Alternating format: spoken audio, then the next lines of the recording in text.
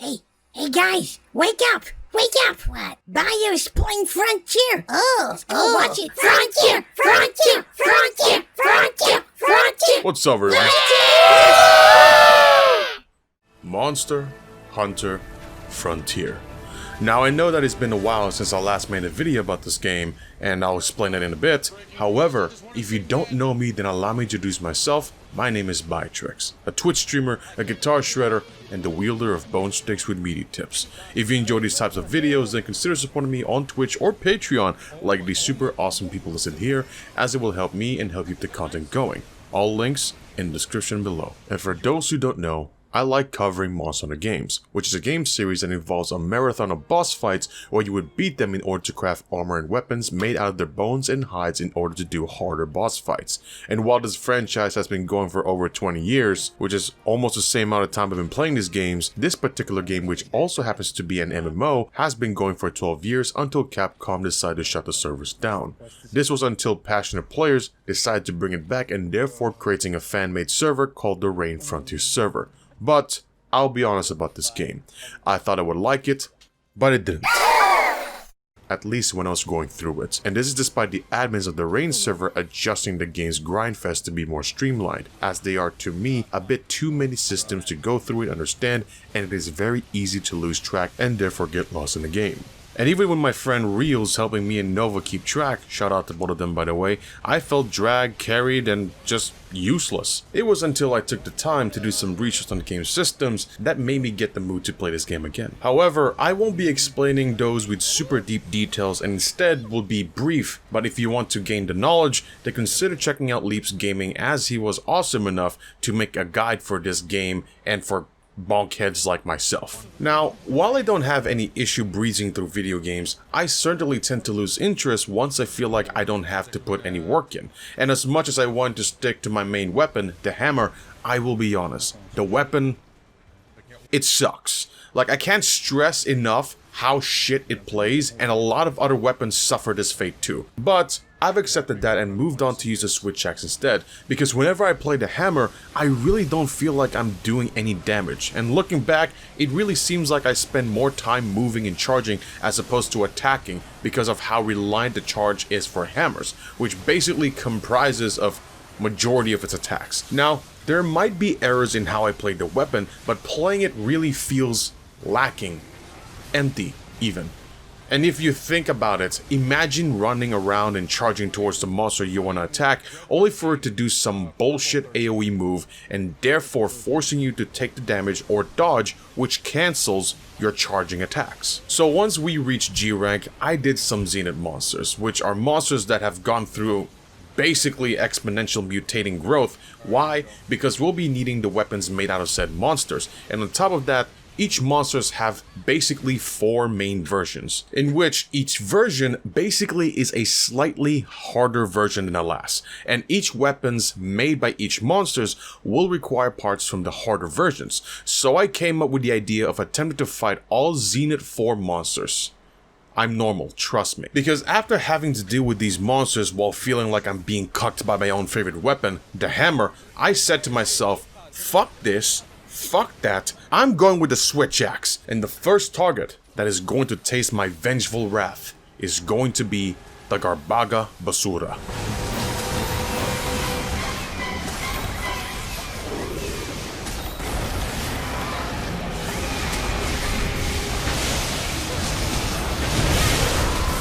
Now, do you see these shiny purple things on the floor? Yeah, you better get some of them. Why? Because you'll be using these anti-venoms to cure the poison.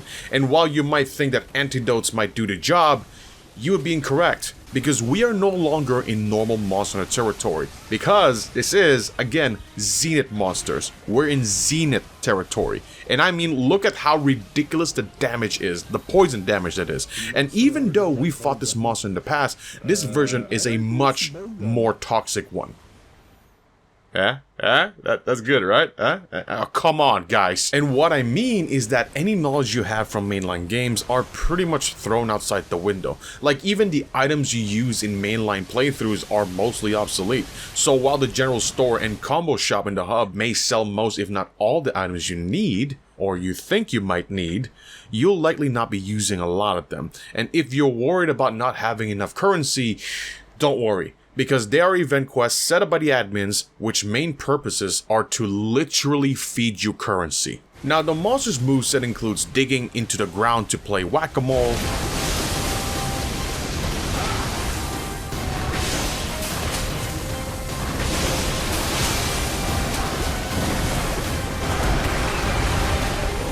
the usual tail swipes, spitting out poison balls, the poisonous supernovas, diving into the ground which then sucks you in, and then stomping the biggest of fuck yous because why not? Swiping the floor so hard that it causes shockwaves, the hip checks, stomping the floor so hard that it can one-shot you,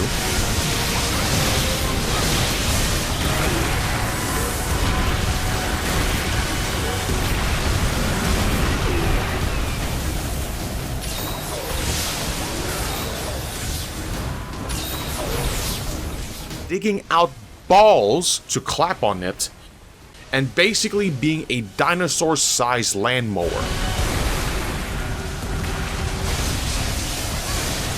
But despite suffering 2 carts, we were able to beat it, and therefore allowing me to craft and upgrade the weapon that was made out of this monster.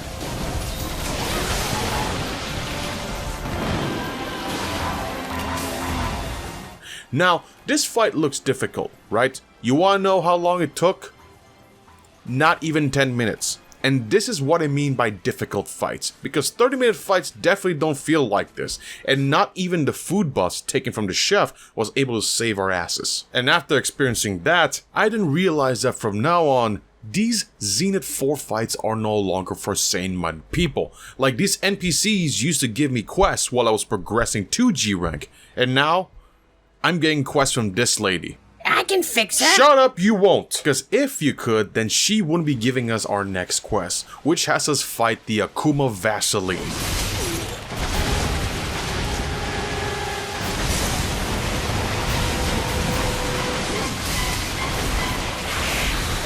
And even with the ability to dash with my weapon drawn out, it is still annoying to deal with, especially with how much this monster moves and just shoots out so many crystals. Now before I resume, let's talk about how the weapon works, with the exception of the magnet spike and the tonfas. You see, all existing weapons play like how they do in mainline games. However, they will eventually play differently as you progress to G-Rank, which then will unlock weapon styles. So the Earth style is your standard mainline weapon movesets, whereas Storm and Heaven styles changes how the selected weapons works. And then, once you reach G-Rank, you will then unlock Extreme Style. Do you want your weapon to move the crowd with Earth style? Do you want your weapon to only break the skies with Storm style? Or do you want your weapon to conquer the skies with Heaven style? Fuck no! Because you will want Extreme Style. Because why choose one when you can choose all of them? Fuck choices. Because if you can't choose to play what you bought, then at least you can get to choose all the styles, and you better do it now. Make sure to order all your styles at 1-900. I don't fucking know what numbers to add.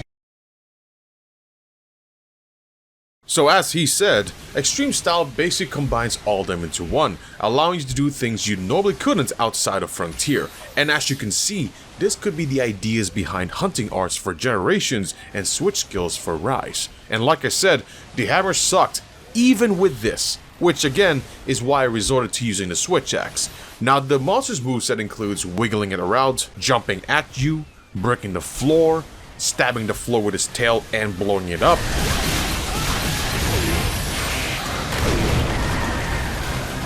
spraying water that grows these little crystals that paralyzes you, the tailspin, and what I think that's it. And if you get crystallized and don't wiggle fast enough, oh come on, I was about to say it! Yeah, they explode.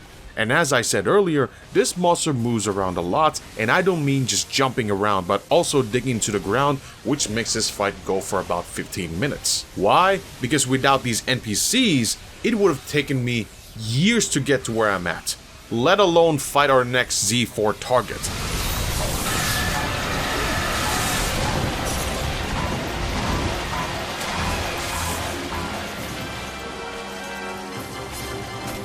Which is the Anorexic Patis.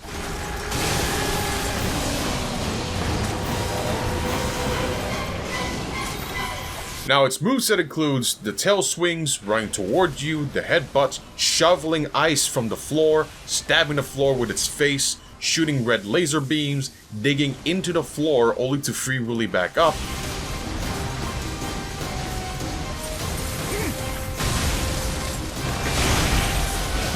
summoning ice shards while flying, and blasting the floor with its sword head as if it were a gun lance.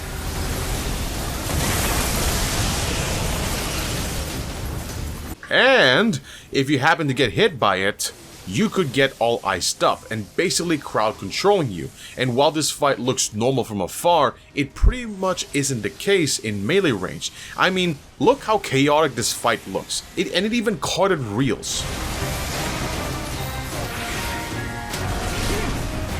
And if you think I was safe from it, then you're wrong as well. Because this massive swordfish just literally did a shooting star press on me, Brock Lesnar style.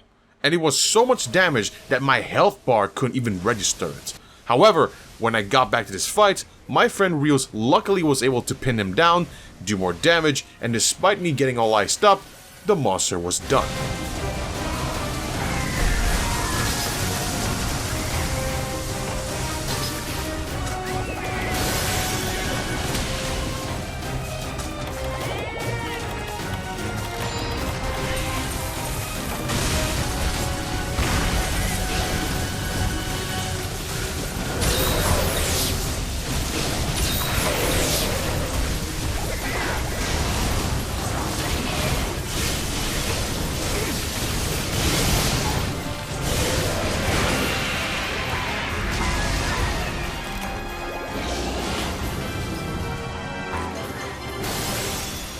However, I'm pretty committed to the switch axe due to the fact that I can dash and attack like how I play Hammer without the reliance of charging the weapon up. However, this next monster is not very nice, and its name is Espinos. Now, if you're wondering what extreme style switch axe does aside from the dashing is, alongside the standard attacks like the overhead slash by pressing triangle, the side slashes by pressing circle, and the uppercut by pressing both buttons, which you can follow up with the endless combo by spamming circle until your stamina runs out, and when you do damage, it then builds up your sword gauge and the bigger sword gauge. And once the bigger sword gauge is yellow, you can then switch into the sword mode, which you can do an endless slash by spamming the triangle, the sideways combo slash done by spamming circle, and the big stabby boom boom by pressing both of them.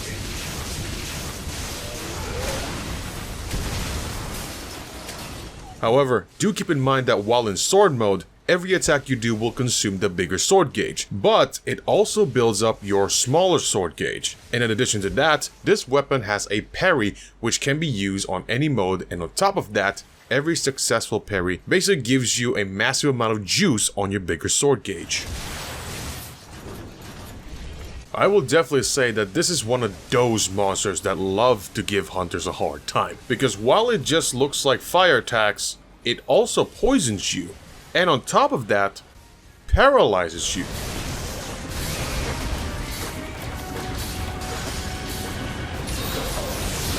And these projectiles not only just shoot, they also explode. Now, the rest of its moveset includes stomping the floor,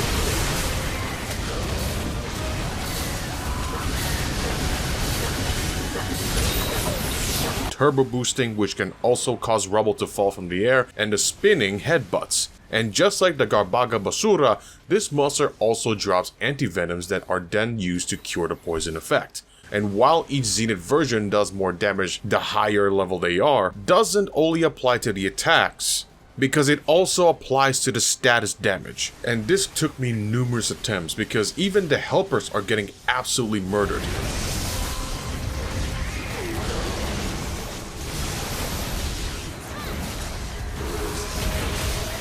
But in the end, in the last attempt that is, we were able to beat the monster.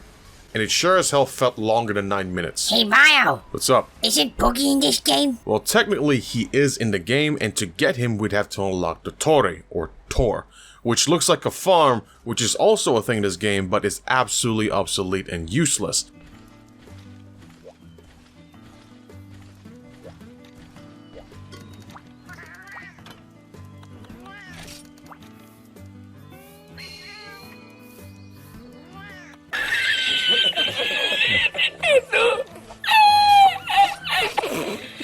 And Puggy's job in this game is to basically be an extra item cover for hunts, so you might be able to see him at the end of the quests. And once you're done with the hunts, you may go to the Torre and go to this spot right here to see if Puggy was able to obtain any items.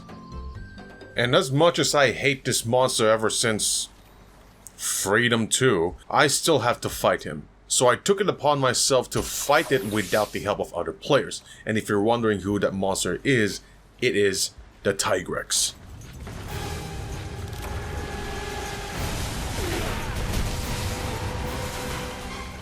Now, I'm not sure how you really pronounce it. I call it Tigrex as well as other people call it Tigrex until Monster Hunter World.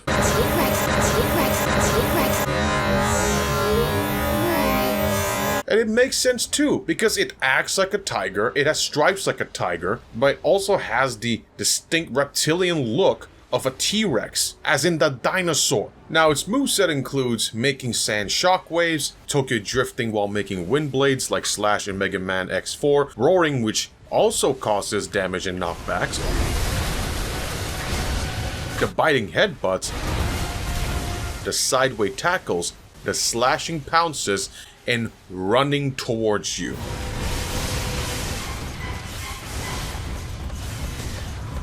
And also, when you get hit by the wind blades, you will get the bleed debuff, which is similar to poison, but luckily you don't have to wait for Tigrex to drop a bleed cure, as you're able to purchase these from the shops in the hub.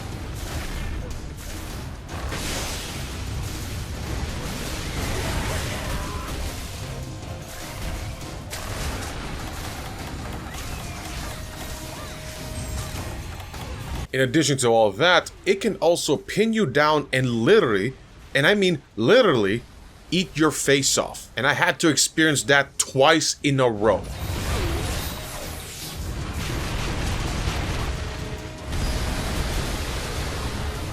And after spending almost 20 minutes of chasing, slashing, parrying, getting knocked the fuck out, I finally, and I mean finally, with 0 carts, beat the Tigrex. We knew your favorite monster is the Tigrex, or else you wouldn't be fighting it without other players, meaning that you want Tigrex all for yourself. One more word, and I will eat your shoes. Damn. This next one though is a little rough, but it's expected since this would be our very first Zenith Elder Dragon fight, and it is the Inagami.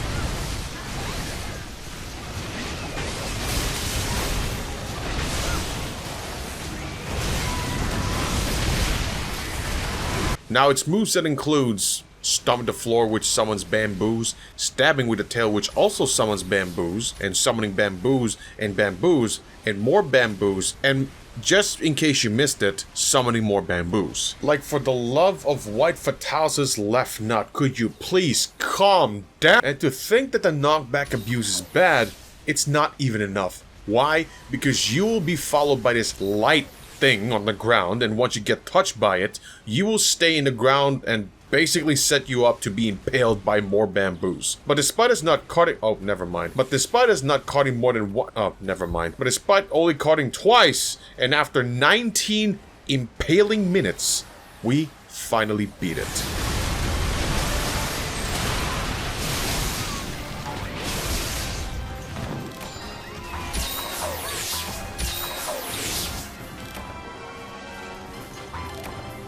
And just when I thought that I liked Plesioth in Monster Hunter 3 Ultimate, he has a Zenith form in this game as well.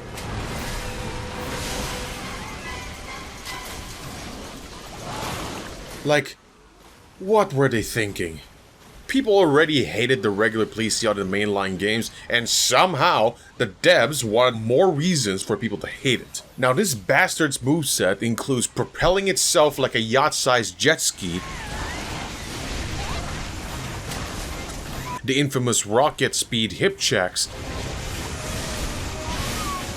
sewage water breath, splashing water at you while jumping backwards and summoning these goddamn bubbles.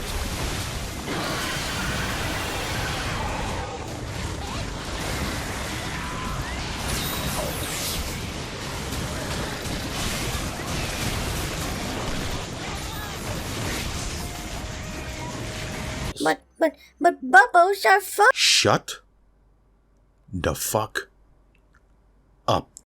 And when does it summon these bubbles? Well, when it flops around, jumps around, runs around, spins around, wiggles around, and you know what happens when you get caught by the bubbles? You basically die. You're dead. D-E-D, dead. Now, you can live, and that is if there's someone else, player or NPC, healing you with life powders, or by canceling the bubbles by throwing a sonic bomb. Now, despite being dealt Zenith Water Blight, it really isn't an issue, simply because, again, I can dash with my weapon drawn out, which consumes the sword juice as opposed to the stamina. And we even had to get some help from my Twitch chat, link below by the way, and, well, this is definitely one of those I'll never do again after I'm done with this fight. Because, my god, does this monster move so much. Like, do you see how far the distance whenever it does that thing?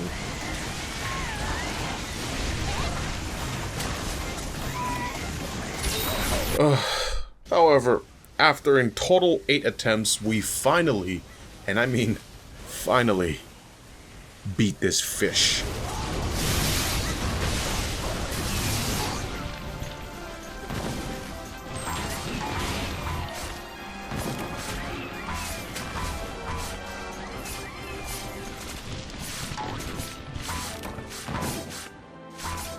Remember Abiorugu? Yeah, he's the fire-breathing cousin of Devil Joe, and we're fighting Zenith G-Rank, which is the cooler brother. Huh? Huh? You like the joke? Huh? Yeah? You better subscribe for that.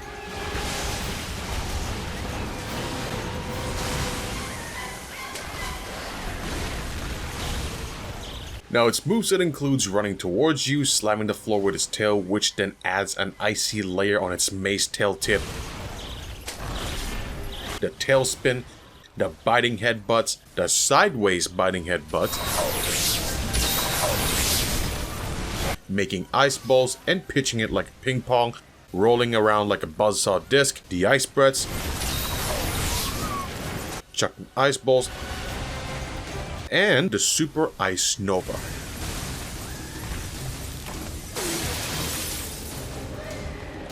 However, just when you think these moves are obnoxious, there's more. Because once you get hit by any ice abilities, including its tail-layered tail mace, yes, that too, you'll be affected by the Zenith Ice Blight, which slowly drains your stamina, and once it's fully drained, you'll be iced up like Captain America. Oh, did I forget to mention that when you get hit by its ice-up tailspin, you will get dazed up and unable to move? However, after spending almost half an hour,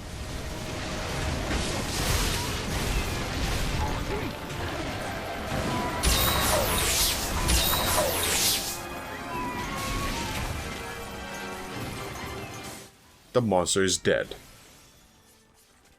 This next one, though, is going to be easy. Why? Because it's just a gravy.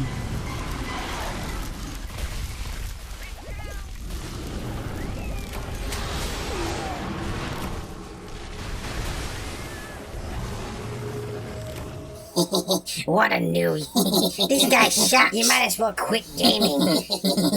What's that? Do you see what happens to my HP bar?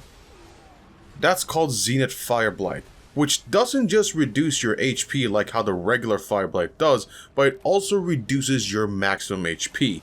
Like, what were they thinking? Like, you could try to combat it by drinking max potions or rolling it off, but this is ridiculous. However, This leads us to learn about SR skills. Now what are those? They are essentially passive abilities that you can equip to your weapons, and while they are other cool skills you can choose, we are going to talk about the elemental resistances. So to combat the Zenith Fire Blight or any elemental blight, you'll have to have 55 minimum resistance to that said blight. So our armor set already gives us 5 resistance to each element, which I then set my first SR skill to fire res and the second one to all res, which brings my total fire resistance to 58. A little bit of correction here, when I was recording the voiceover, my GSR was only high enough to bring my resistance to 58, whereas now my GSR is at 999 and brings my total resistance to 60, so sorry about that.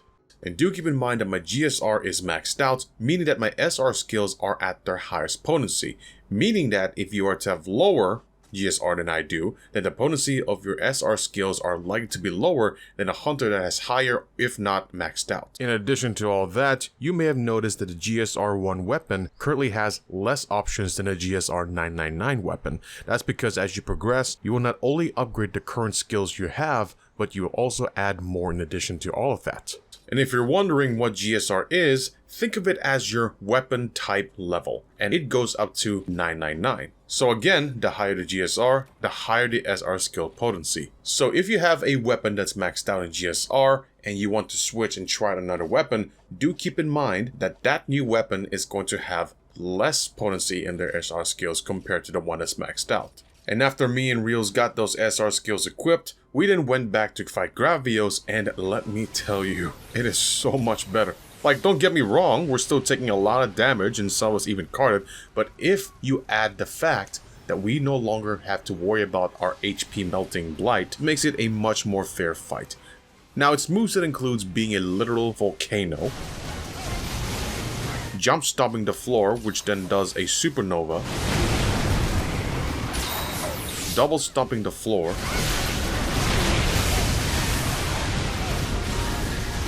and of course, the fire beams. However, after 7 minutes, the monster is dead.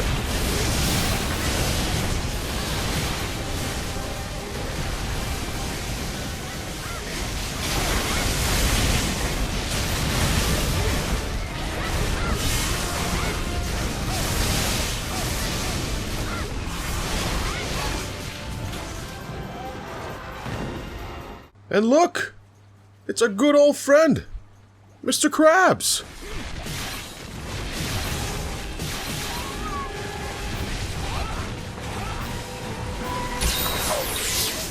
And its moveset includes the rushing claw slashes, spraying salt water,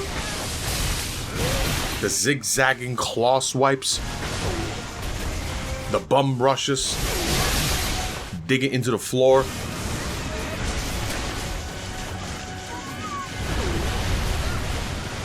the peekaboo jump slam. And when it gets mad, it will dig underground, only to jump back out looking like the vomit emoji.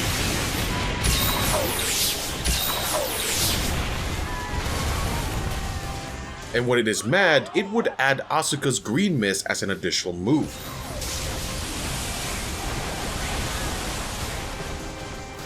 And while some of its attacks give you Zenith Water Blight, it really doesn't bother me as much, as it only takes out the dash juice and slows down the stamina regeneration. But like I said, my dashing ability uses my weapon's gauge. And at this point, you might be wondering what this red-black ability is. And it is the Magnet Spike's pinning ability, which acts similarly to what a shock trap would do to a monster. And remember about how traps don't work on other dragons?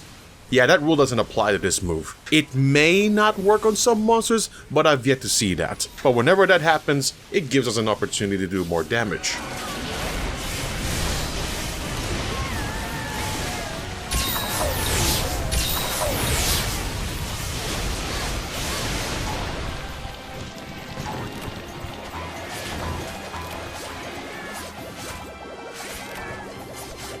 Hey Pepes, which monster do you think we're fighting next? Nibblesnarf, how about you? Me?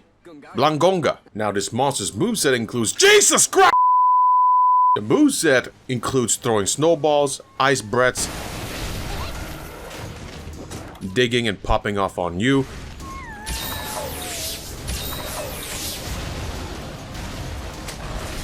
shoveling the floor, and body slamming the floor. Now, if you get caught in a snowball attack, then you're basically trapped until it hits a wall, and the longer you are in said ball, the longer the damage will be dealt to you. So it is possible that the snowball attack may be a one-shot move, given that there's enough distance for it to happen. Oh wait, there's more. Like the Guaru, when you get hit by its ice attacks, you'll likely be affected by the Zenith Ice Blights. But Bio, didn't you set your SR skills to give you ice resistance? Oh, that's, This was before we knew about it. But it's still a Blangonga. It might have some additional effects to its moves, but it's still a Blangonga.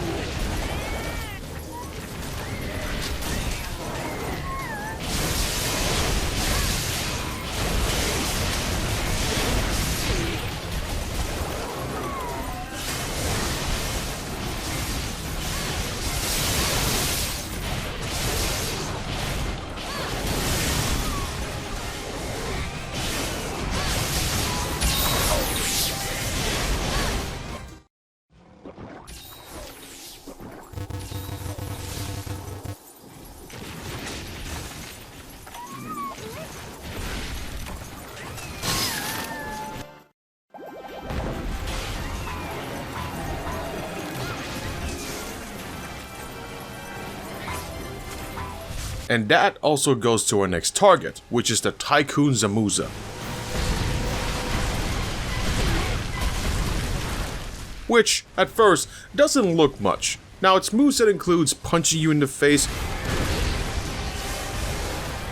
Shoryuken,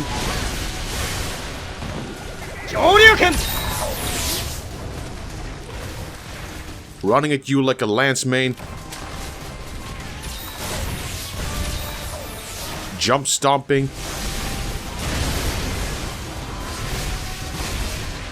shooting rubble,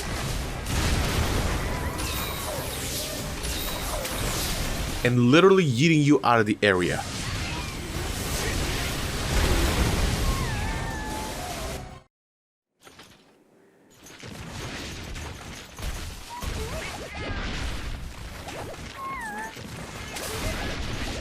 And remember that I said that it doesn't look much at first? Yeah, because it has a second phase.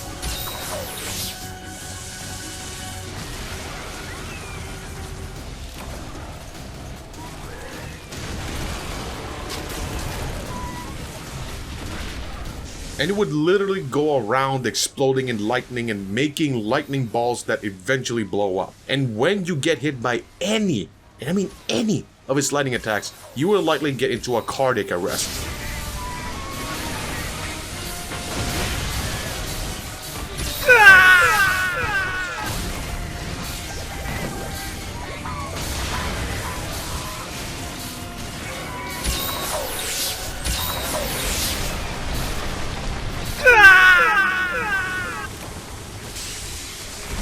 And yes, you can have someone come interact with you to get rid of it, but it would most likely be too late or too chaotic to even deal with. So after finding out about the SR skills and resistances required to make this thing bearable, it gave us the power and confidence to finally beat this monster.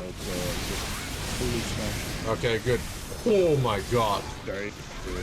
Damn!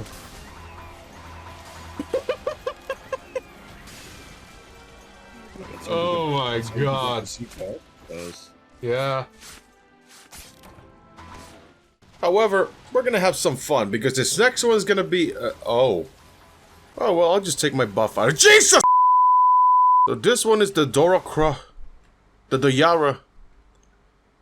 killed Ross, and its moveset includes crash sliding on you, making lines of red lightning, red laser beams, slamming its whip wings and causing red balls to shoot out, and oh my god! And last but not least, jeez! And this monster attacks applies Zenith Dragon Blight. Now, at this point, me and Reels had already discovered the SR skills and set those to be immune to Zenith Dragon Blight. And what it does is that it makes you literally lose HP when you take regular healing items and overall forget what healing is. And I mean all healing. Natural, life drain, items, all of them. Like how you forget to drop a like and a subscription when watching my videos. And, I mean, look at it. Look, it's oozing out unfairness because everything is either an arena-wide AoE or just an obnoxious explosive attack. Even to the point where Ryu's got the Starkiller laser right in his face. And this monster has given us a hard time in the past, especially due to it having whips attached to its wings. And I really, and I mean really don't like this monster so much that I want to grab it and bite its head off.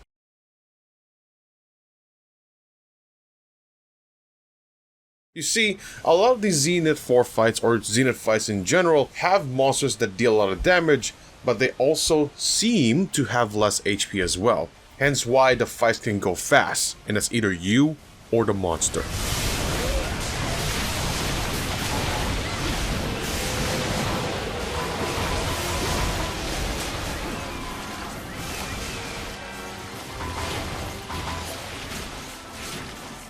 As for this next one, you might as well forget how to use your eyes, because this monster is basically a manifestation of an eyesore. Like everything it does is just flashbangs after flashbangs after flashbangs, and I honestly almost gave up trying to identify its moves. But I will try my best. So its moveset includes a supernova,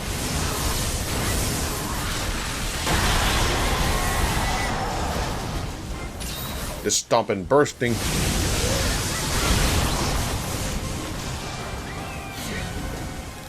shooting out its lightning-induced feathers, which can be used as lightning totems,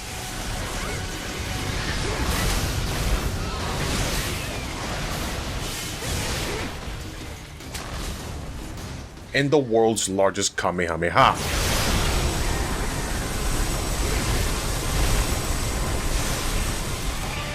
And like I said, this fight hurts my eyes, and it was so much of an eyesore that we fainted the quest twice. And this is even with SR skills. And even though we were able to beat it in under 6 minutes, I wouldn't even think about this monster, let alone crafting any pieces of gear made out of it.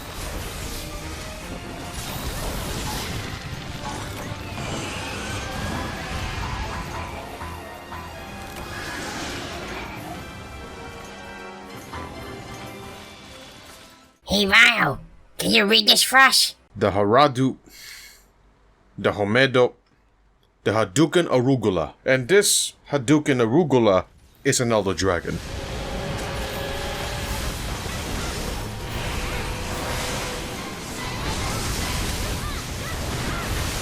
And its power is literally free-forming liquid metal. Like imagine the T-1000, but as a dragon. Now its moveset includes the tail slap, making steel needles to shoot at you, melting the floor so it can swim in it,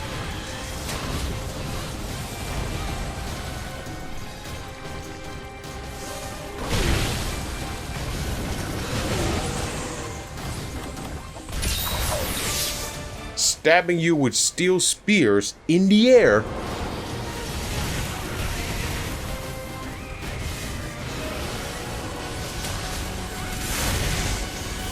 stabbing you from the ground, and also throwing steel balls at you, and whatever this is.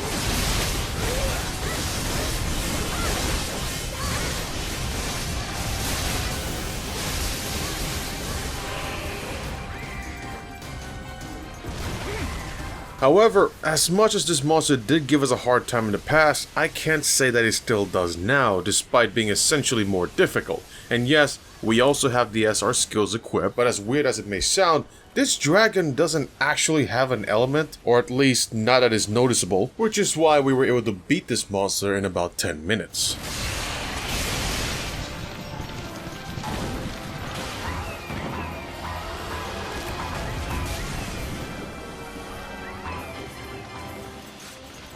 Now, as much as Frontier is an action RPG, it is also a dating sim. And I mean, look at this. You're basically recruiting a hunter partner which you can hunt monsters with, similar to recruiting pallet goats in the mainline games, allowing you to customize them with skills, traits, and gear, and trust me, I swear, it is for the stats and nothing else. Please trust me. Yeah, sure, buddy. You're totally not for the booze. Hey, shut up! And on top of that, you could also get one of these NPCs to teach your hunter partner the weapon set NPC wields, and for this case, I've had these NPCs teach my hunter partner how to use the bow guns, the hunting horn, and the sword and shield. In addition to that, this game also has a hawk, which is a bird that you can bring during hunts that can help do damage as well as get some items for you. And I named him Dird. The Burb. And would this be a Monster Hunter game without palette ghosts?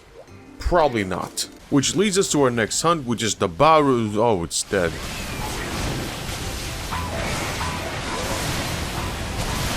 And I mean, it tried to suck me. What?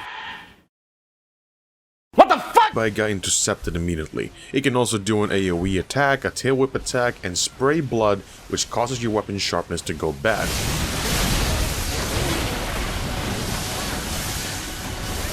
But it still died so damn quickly. Now, I'm aware that the way I play is almost random or chaotic as opposed to play more strategically when I'm on mainline games. That's because at this point in time, my mentality has shifted to just beating the boss. Like, I could try to focus on cutting the tail, breaking the heads, and so on, but doing so might just prolong the fight. Plus, do you even see how ridiculous the monster's moves are? And yeah, I can already hear some people say, hey, this is a skill issue. Yeah, I hear you Frontier people, all 7 of you. Which is funny enough because 7 is the amount of minutes this next monster lasted. Hold on a sec. Now its moveset, well, it doesn't really have one, as all it really does is running, pecking, stomping, and whatever that is. However, those moves are done with the annoying sleep attacks added to them. And what happens is that when you fall asleep from it, Hypnocatress will track you down and sing you the song of death.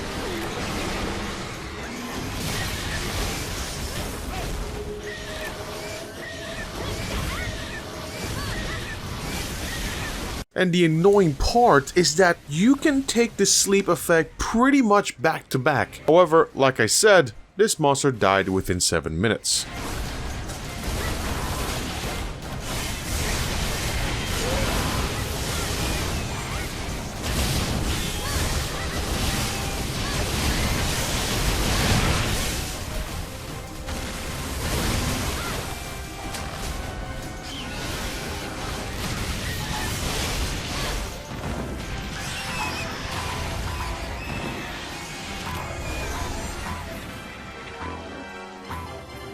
Glebus. What's that mean? I don't know, I just want to say it. Wait a minute. I didn't know the Gigante's in this game.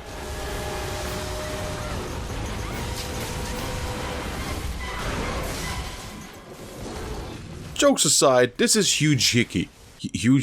What the fuck? Hyuji. God damn it, these names. And as dumb as it may sound, it actually does act similarly to how Nergigante does, because its moveset includes shooting 1,000 needles, shooting 1,000 needles sideways, slamming its body, the tail swipes, rolling which release more needles, the hip checks, shitting out needles, summoning tornadoes, which is honestly quite unnecessary.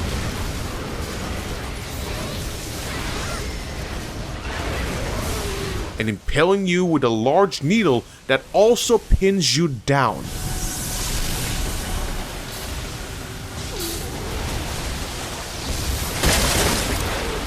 And just so you know that when it gets angry, it spawns more spikes and needles.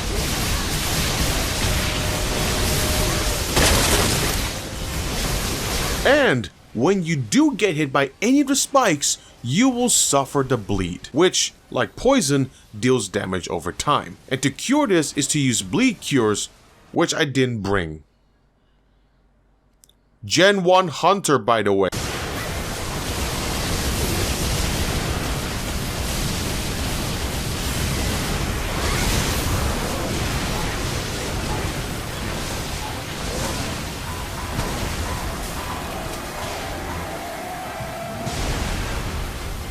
But hey, look at that face. Ain't he a familiar one? Now its moveset includes the Blanca move, which summons more Oh, he's dead.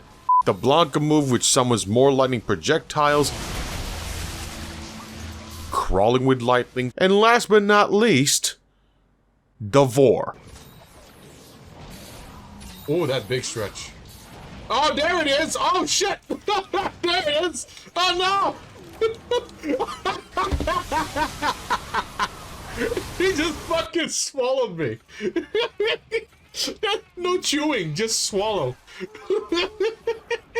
And I just had to go back for a second time just to see it happen. And you know what? Zero regrets. Just admit it, you like it. No, no, He's such a sassy baka. no. Hey, Bio, read this. Boga, Boba, Bado, Boba Adobo Uwu. And its moveset includes digging, bursting, stomping, stomping, stomping, stomping, stomping. And as much as this fight have an excess of AoE attacks, it's actually quite boring. And the only thing I had to do was literally move away from the massive AoE attacks, do a hit and run, and then back off.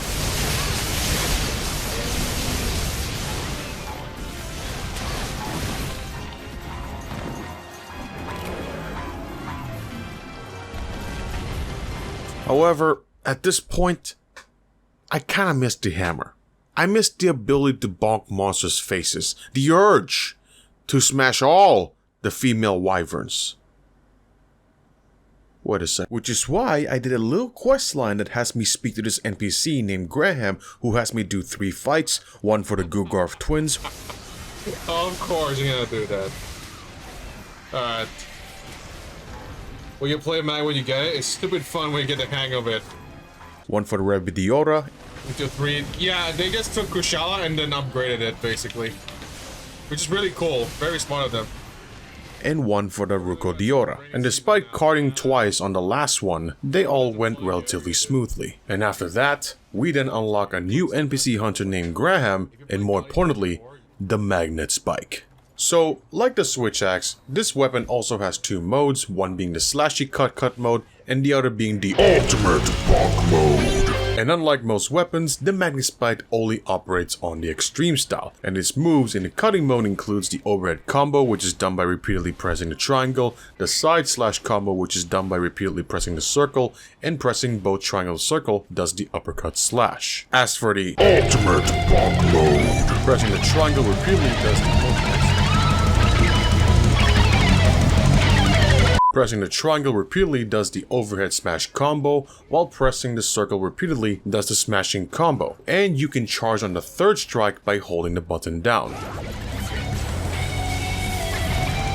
And pressing both triangle and circle does the Mega Suplex Slam. And there are more in addition to that, and these works for either form. One being the magnetic marker, which places a marker on the targeted monster, which is basically a pseudo auto-aim system for the weapon. On top of that, using the attract basically has you charge onto the marked target and hit them while in the air and then slamming down, whereas the repel has you turbo boost backwards as a dodge mechanic. For other dodging moves, you have the evade, which would have you basically sidestep or backward step, and the square has you evade to the left, circle to the right, and X for backwards. And a reminder, these all work on either forms, including this next move, which is the pinning attack. And to know when the monster is pinnable, is that an actual word? The monster has to have this aura thing on it.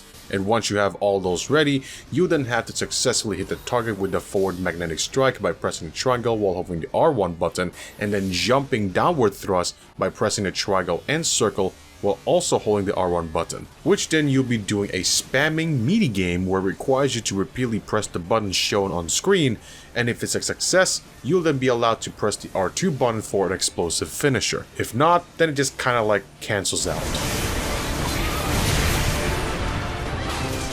And I'll be honest, I was skeptical with this weapon at first as the controls felt a bit weird to me. However, once I got it, I can't say that I don't enjoy it. I mean, what the hell, I've enjoyed this weapon more than the Extreme Switch Axe.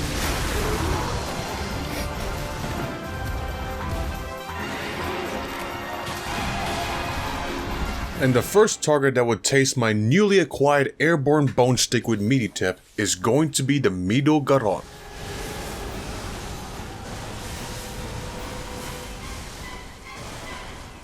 And despite having enough resistance to be immune to the Zenith Fire Blight, this one is still a pain to deal with. Like, do you see the amount of movement and the amount of agility this monster has? And due to it being this fast, it actually can rival Magnet Spike users. Now, this doggo's moveset includes a small supernova, spitting fireballs, trapping within a line of firewalls to shatter the earth beneath your feet, and spitting a singular fireball in the air. Why? Because it does that to summon meteors. Big boom.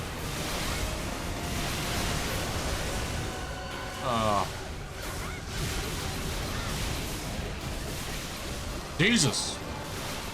That quick. Going from how many minutes? Oh, would you look at that. It's our good old friend, Rathalos.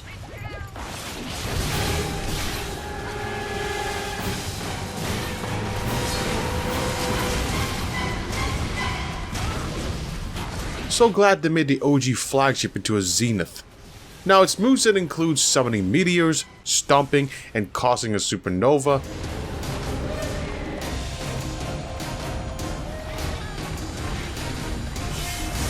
Spamming fireballs as if we were playing Path of Exile.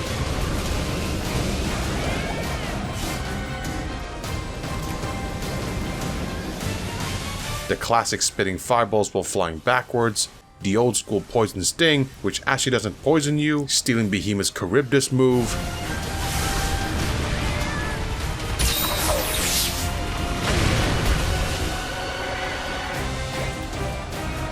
And, oh, wait, 1 second.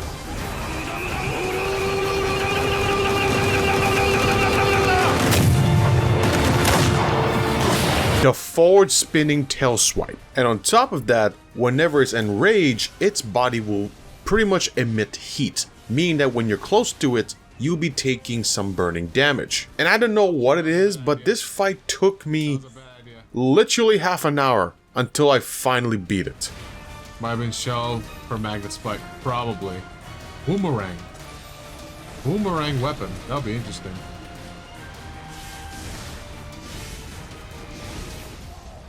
"29 minutes. Basically a half an hour fight. Jesus Christ, man.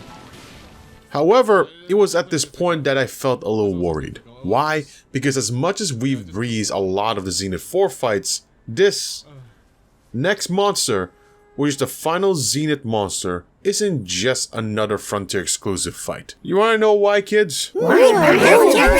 Because this monster is the originator of the magnetism. You wanna know what the magnetism is? It is what the Magnet Spike is capable of doing. And the reason why I'm worried is because this monster is immune to that. And that monster is Iruko Diora. Can't be that bad. Well, you did fought it before, right? Oh no!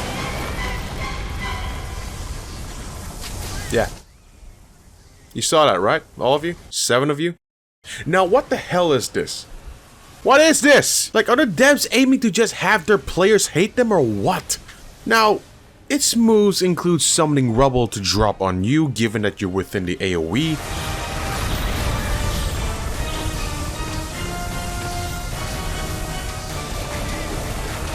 Summoning spikes on the ground. Dragon breaths.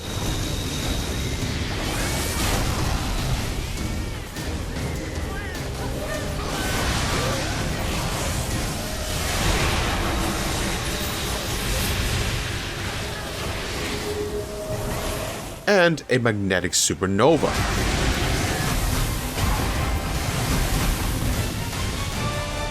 And here's the thing. Some of the magnetic spikes that it summoned can actually one-shot you.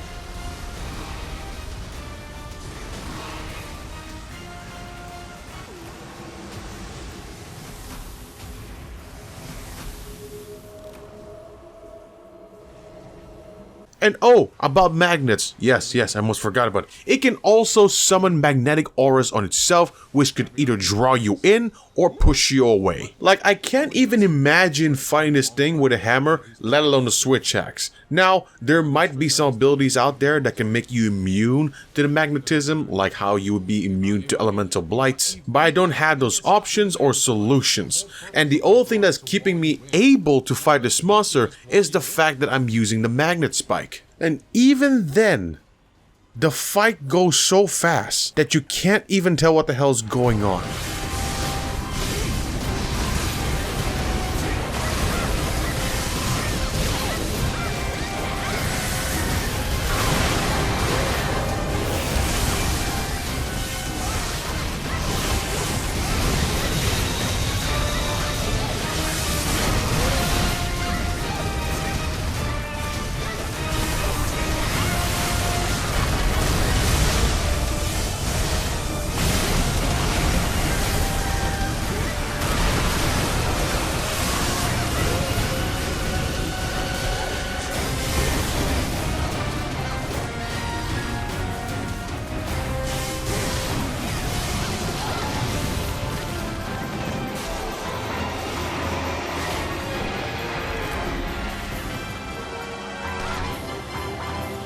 So, do you think this is the end of our frontier journey? I mean, it feels like it. Yeah, this could be it. Yeah. I think so.